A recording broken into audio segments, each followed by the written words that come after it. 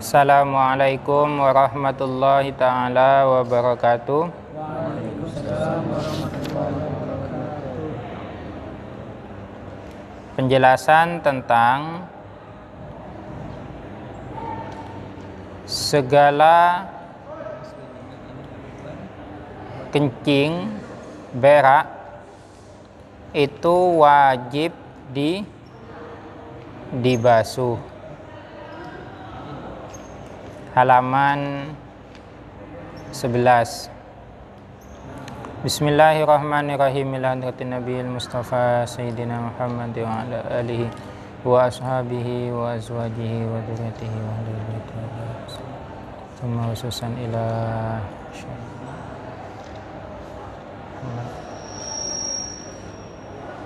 Al-Fatihah. Bismillahirrahmanirrahim. Alhamdulillahi rabbil alamin.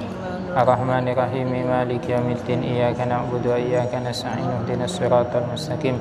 Siratal ladzina an'amta 'alaihim ghairil maghdubi 'alaihim waladdallin. Bismillahirrahmanirrahim.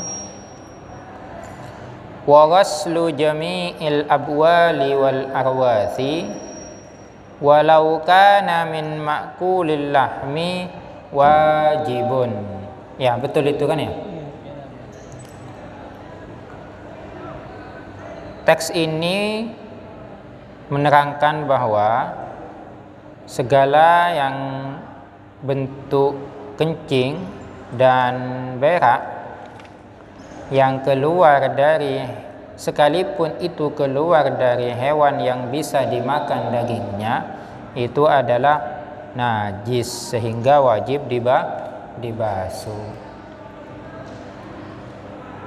Ini hendak menjawab bahwa ada yang berpendapat kalau najisnya hewan yang bisa atau kotoran hewan yang bisa dimakan dagingnya itu suci. Ada ulama yang berpendapat seperti itu. Tapi di sini sekalipun yang bisa dimakan dagingnya itu tetap wajib dibasuh. Berarti najis. Ini adalah pendapat yang lebih kuat. Lebih baik kita mengikuti pendapat ini. Wa ghaslu jami'il abwali, adapun membasuh seluruh kencing, wal arwathi dan kotoran. Kalau kencing ini adalah yang keluar dari kubul, kalau arwas ini adalah yang keluar dari dubur. Walau kana, sekalipun ada apa abwal dan arwas itu, min ma'kulil lahmi, ialah dari hewan yang bisa dimakan dagingnya. Membasuhnya itu wajibun, adalah wajib. Wa kaifiyatu ghaslin najasati, adapun cara membasuh najis, ingkanat, ialah jika ada apa najasa, musyahadatan, ialah dapat dilihat bil aini, dengan mata, dengan panca indera. Wahia, adapun najis yang musyahada bil ain, al musammatu, ialah diberi nama bil ainiyati, dengan najis ainiyah. Takunu, ialah ada apa najis ainiyah itu, bizawali ainiha, ialah dengan menghilangkan zatnya najis ainiyah. Wa muhawalatu zawali awsafiha, dan berusaha menghilangkan sifat-sifatnya najis ainiyah. Sifat-sifat najis ainiyah itu min ta'min, berupa rasa, au launin, atau warna, au rihin, atau aroma.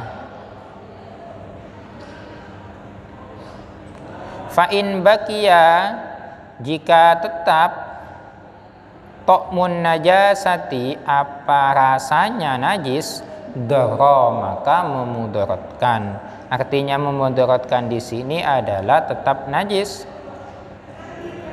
Au launun, au rihun, atau warna, au rihun, atau rasa, aroma, asura, yang sulit, zawaluhu, apa menghilangkan laun atau rih, lam yadura, tidak apa-apa. Lam yadura, maka tidak apa-apa.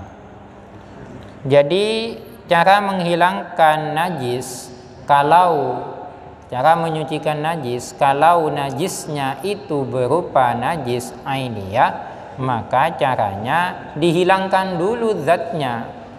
Bendanya itu harus dihilangkan dulu, yaitu yang sifat-sifatnya najis itu harus dihilangkan dulu, dari berupa ta'mun, rasanya, warnanya, dan juga aromanya.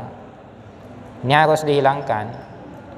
Kalau baru setelah itu nanti disiram dengan air, biar gampang. Kalau ternyata di najisnya itu masih ada rasanya, maka itu tetap najis. Tapi kalau sudah tinggal warna dan aromanya saja, maka itu tidak apa-apa. Tidak menajiskan lagi, karena terkadang zatnya sudah ada, tapi karena najisnya itu berwarna, maka akan tetap ada warnanya, atau kadang bau. Nah, teman-teman kadang ini, kalau teman-teman ketika cebokan, kemudian tidak pakai sabun, dikesinikan, itu meskipun sudah bersih, tetap ada aromanya. Itu bagaimana? Tidak apa-apa itu. Lam yaduro itu. Lam yaduro. Boleh-boleh saja itu.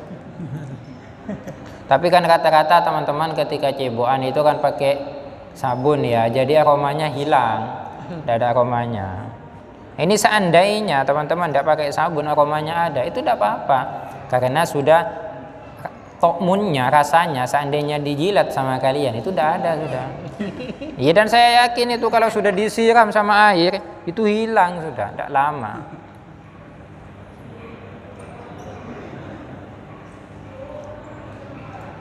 Wa in kanat, jika ada, an najasatu, apa najis, ghairu musyahadatin, ialah tidak dapat dilihat mata.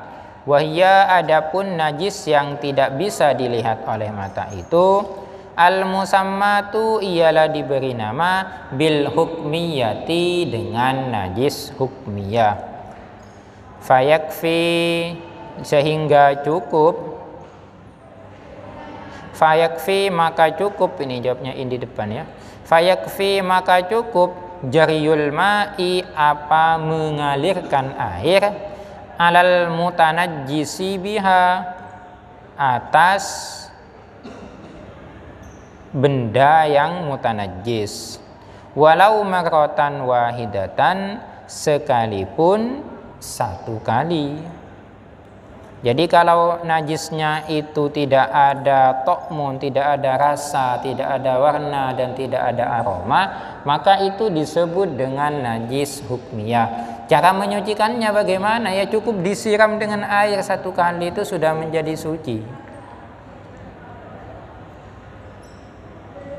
Tsummastasna, kemudian mengecualikan, al-musannifu, siapa ke musannif, minal abwali, dari beberapa kencing, artinya dari beberapa kencing-kencing, kencingnya hewan, kencingnya kucing, kencingnya kencingnya sapi, kencingnya kambing, kencingnya manusia, dikecualikan dari kencing tersebut. Apa itu? Qauluhu, apa perkataan ke musannif yang berbunyi illa baulas sabiyyi alladzi lam yakulit ta'ama. Illa baulas sabiyyi, kecuali kencingnya sobi. Sobi di sini adalah anak kecil yang belum berumur 2 tahun. Itu namanya sobi. Alladzi sobi lam yakul yang tidak mengkonsumsi siapa sobi atau ama akan makanan. Yang dikonsumsi sobi adalah hanyalah ASI, tidak mengkonsumsi makanan yang lain. Ai artinya lam yatanawal tidak mengkonsumsi siapa sobi makulan akan makanan, wala masyruban dan juga tidak mengkonsumsi minuman, min jihati taghadzi dari aspek mengenyangkan.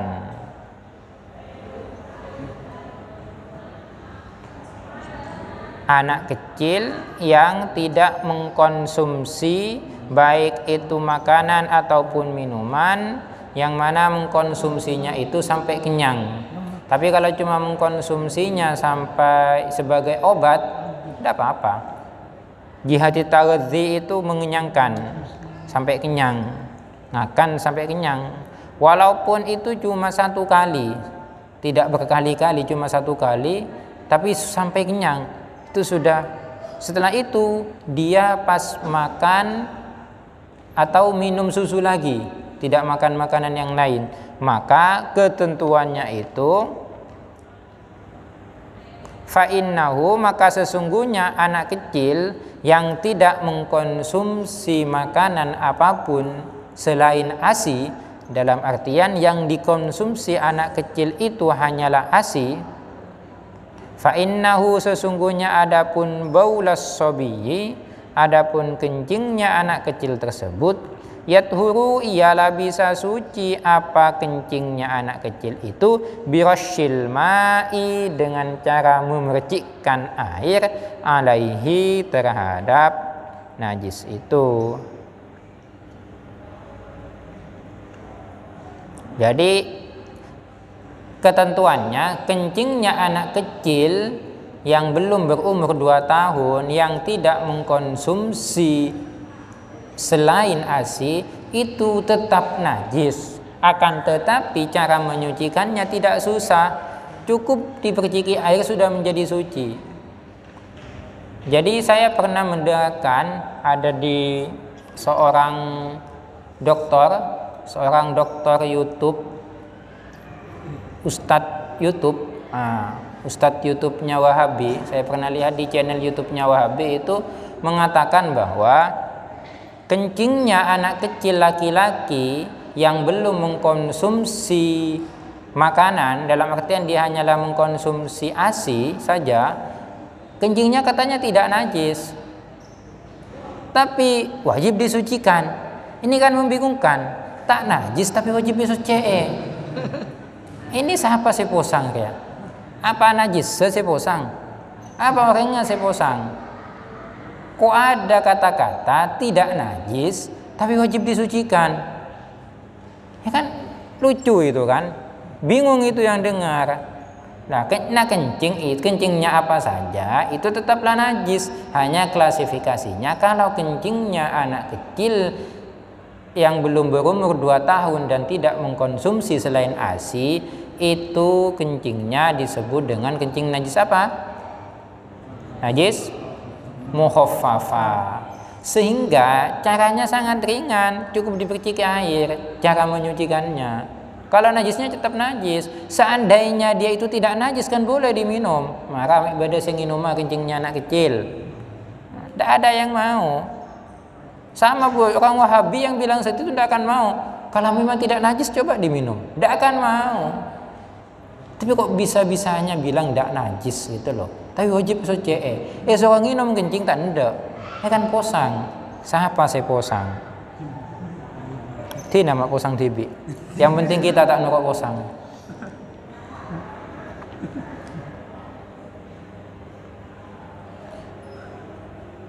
Wala yushtaratu fi ghasyi sayalanul ma'i. Wala yushtaratu dan tidak disyaratkan fi ghasyi di dalam memercikkan air tersebut, sayalanul ma'i apa mengalirkan air. Yang namanya memercikkan kan tak mengalir, teman. Kalau mengalir itu bukan dipercikkan, namanya disiram. Beda ya. Ya cukup dipercikkan saja. Kalau dalam bahasa Madura iketese kan. Nah, iketese. Nah gitu, iketesenya mana? Ya mon pas itu tak ya. siram ya. Beda. Cukup diketesai, diperciki air saja. Nah itu sudah. Tapi percikannya itu yang merata. Kalau seumpama najisnya kencingnya anak kecil dapat saya ini lebarnya, ya ketesai lebarnya itu.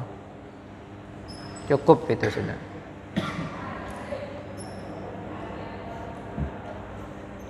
Fa in akala sabiyyu ta'ama ala jihat taghadzi wusila bauluhu qat'an. Nah ini. Fa in akala jika mengkonsumsi as-sabiyyu siapa anak kecil atau ama akan makanan ala jihati taghadzi atas aspek mengenyangkan, ya wusila maka wajib dibasuh bauluhu apa kencingnya sobi tersebut qat'an secara pasti, ya wajib itu harus dibasuh. Wa kharaja dan keluar bis-sabiyyi dengan kata-kata sobi, as-sabiyyatu wal hunsa, apa sobiyah dan hunsa. Kalau sobi itu anak kecil laki-laki, kalau sobiyah itu anak kecil perempuan, kalau hunsa itu anak kecil. Konsepnya ketentuannya di sini adalah maksudnya hunsa adalah anak kecil tapi itu mempunyai dua alat kelamin ganda. Bukan dua alamat. Ya sebenarnya dua alamat bisa juga, dua alamat itu alamat laki-laki dan alamat perempuan, bisa juga. Fayusalu bagaimana kalau seperti itu? Fayusalu sehingga dibasuh min baulihima apa kencingnya sobi dan hunsa, wajib dibasuh ini. Ini katanya tapi ya. Kenapa kencingnya anak kecil laki-laki yang tidak mengkonsumsi selain ASI itu kok cukup diperciki dengan air, tapi kalau perempuan kok tidak seperti itu? Katanya kalau perempuan ini lebih pesing daripada laki-laki karena lebih laseng, katanya seperti itu. Tapi sampai saat ini saya belum pernah mencium kencingnya perempuan, belum pernah. Jadi saya tidak bisa membedakan atau apakah lebih pesing atau kan enggak, saya belum tahu. Nantilah kalian kalau mau membuktikan teman-teman, kalau sudah punya anak ya. Kalau dewasa ini pasti sama. Kalau dewasa itu pasti tergantung dari yang dikonsumsi. Kalau tadi malam yang dikonsumsi pete, wah bila laku pada hoi bakun. Nah, coba teman-teman nanti kalau punya anak laki-laki, punya anak perempuan, dites mana ini aromanya yang lebih, apakah benar, jangan salah kitabnya. Kalau salah kan bisa direvisi. Nah, tapi kalau benar, ya sudah, benar. Ini namanya survei membuktikan. Nah, itu harus dibuktikan. Ini namanya seorang pelajar harus seperti itu. Seorang akademisi kan harus membuktikan, teman-teman. Wa yushtaratu fi ghaslil mutanajjisi wurudul ma'i alaihi in kana qalilan. Wa yushtaratu dan disyaratkan fi ghaslil mutanajjisi di dalam menyirami benda mutanajjis. Apa itu disyaratkannya apa? Wurudul ma'i apa datangnya air alaihi bagi mutanajjis. Ingkana jika ada apa air tersebut qalilan ialah sedikit.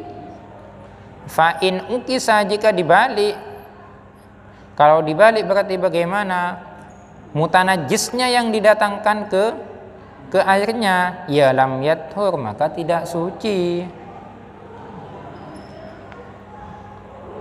Ammal kathiru adapun air yang banyak, fala farqa baina kaunil mutanajjisi waridan aw mawrudan. Fala farqa maka ialah tidak ada perbedaan baina kaunil mutanajjisi antara adanya mutanajjis benda yang najis itu, waridan ialah datang, au mawrudan atau didatangkan. Jadi kalau airnya sedikit, contoh air sedikit. Ini contoh air sedikit. Anggap saja ini adalah mutanajjisnya, teman-teman. Ini adalah mutanajjis. Cara menyirami ini yang mutanajjis, kalau airnya sedikit, ini harus airnya warid, harus datang, airnya yang datang ke kemutan najisnya disiram. Maka ini bisa menjadi suci. Tapi kalau ini yang didatangkan ke sini, maka najis. Itu kalau airnya sedikit. Tapi kalau airnya banyak, ini airnya 10 kula atau ya banyak geluk lah. 3 kula lah, 2 kula setengah atau 2 kula setengah. Ini najisnya. Ya celupkan saja, tidak apa-apa. Tapi mending jangan teman-teman. Pas tamancok lah cuka nak kalam pina bodoh tamancok nah, iyalah campur jeding. Janganlah itu apa ya? Katomu aja karena ya dibuang, disiram. Lebih enak itu kan. Lebih terjamin juga bak mandinya itu tak kayak lekas kotor. Jadi jangan sebentar capur ke jeding, sebentar capur ke jeding. Kalian baru bangun mentang-mentang jedingnya banyak, airnya lebih dari 2 kula, kalian baru bangun dari kamar mandi, baru bangun tidur, baru bangun tidur langsung isi ramuan becuy. Tak tahu lagi banyak bidak banyak ajail ya nah. Langsung disiram. Ya jangan itu airnya itu kan jadi gimana itu nanti bang? Bukan barokah, berkah dikira itu. Bahaya itu. Dia gitu ya maksudnya ya.